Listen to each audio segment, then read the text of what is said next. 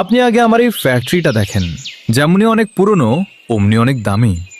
আপনি যে এই সময়ে এত বড় একটা ফ্যাক্টরি এত কম টাকায় পাইতেছেন, এটা তো আপনার কপাল। কিন্তু আপনি এত দামি একটা ফ্যাক্টরি এত কম টাকায় বিক্রি করে দিতেছেন কেন?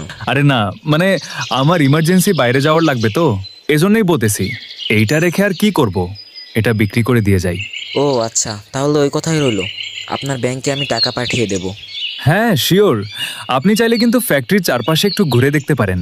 আরে না, ঘুরে আর কি দেখবো, আপনি যেহেতু বলছেন নিশ্চয় সব কিছু ঠিকঠাকই আছে।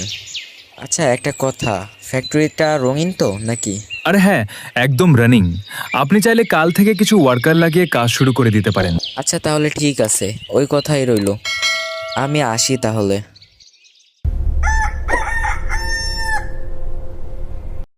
ভাই আমার তো বিশ্বাসই হইতেছে না যে এত সুন্দর রানিং একটা ফ্যাক্টরি আমরা এত কম বাজেটে পেয়ে গেছি। আরে আমিও তো তাই বলতেছি, এত বছর পুরনো একটা দামি ফ্যাক্টরি, তার উপরে আবার ফ্যাক্টরির ভিতরে অনেক দামি দামি জিনিস এত কম টাকায় কেমনি কেউ বিক্রি করে? আরে এসব বাদ দাও, উনি অনেক তাড়াহুড়াই ছিল, তাই তো এত কম টাকায় বিক্রি করে দিয়ে বাইরে চলে গেছে। আচ্ছা ফ্যাক্টরিতে কাজ তো শুরু করে দিয়েছি, তোমাদের কি মনে হইতাছে রেসপন্স কি পাবো? রেসপন্স পাবো না মানে? আমরা যে প্রোডাক্ট তৈরি করতেছি আমাদের আশেপাশের কোনো ফ্যাক্টরি এই প্রোডাক্ট চোখেও দেখেনি।